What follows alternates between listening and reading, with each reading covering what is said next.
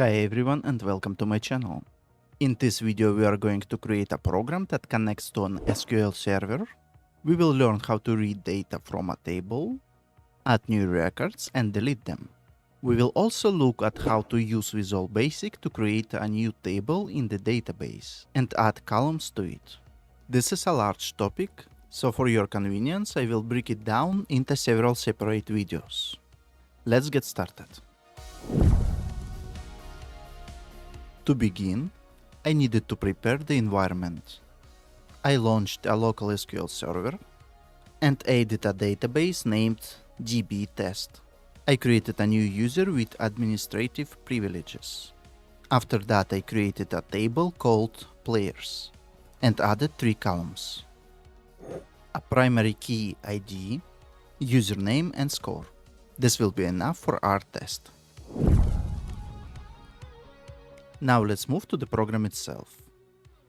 To display tables in Visual Basic, we can use the Data Grid View object. I added one and name it DGV. To test the connection to the database, I added a button and label.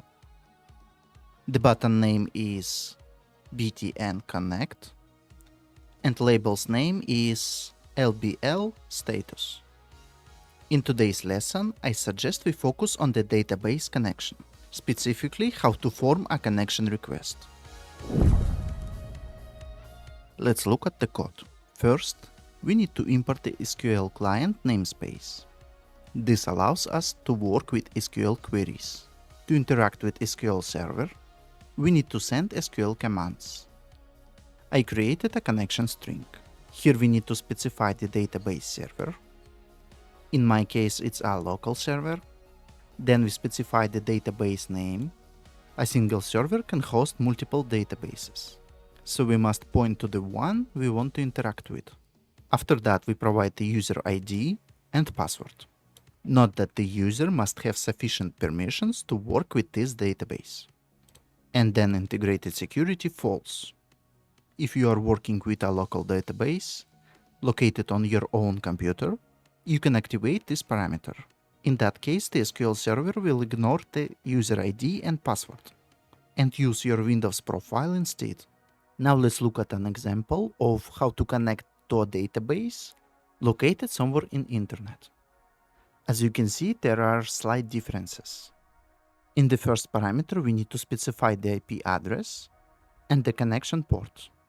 Also, we need to add timeout. When a program works over the internet, we need to give it time to transfer data. We need to account for network latency.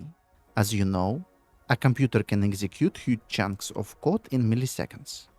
Even an old computer is very fast. Using the connect button as an example, I will explain how SQL queries are formed. But first, please remember, always use a using container when sending requests. Using is an automatic resource manager. A database connection requires memory and network channels. The using block guarantees that as soon as the code reaches the end, in this case it's end using, the connection is immediately closed and resources are released, even if an error occurs inside. Inside the try-catch block, we open the connection and pass the SQL command. Here I created a command where, using the SQL language, I literally tell the server what I want. So, count all rows in the table players using the connection con. The next line executes the command. Everything we did up to this point was just preparing the command to the SQL server. So cmd.execute runs the command and returns the number of rows in the table. Then we convert this value into an integer and save it in the variable count. After that, we can display the data in the label status. And if an error occurs, the catch block will display an error message. Now let's run the program and click the connect button. Look at the label. When I click connect, We can see that the number of players in the table is 0. This is correct because the players table contains no data. And that's it for today. Thank you for watching my video to the end. In the next episode, we will look at how to add data to this table.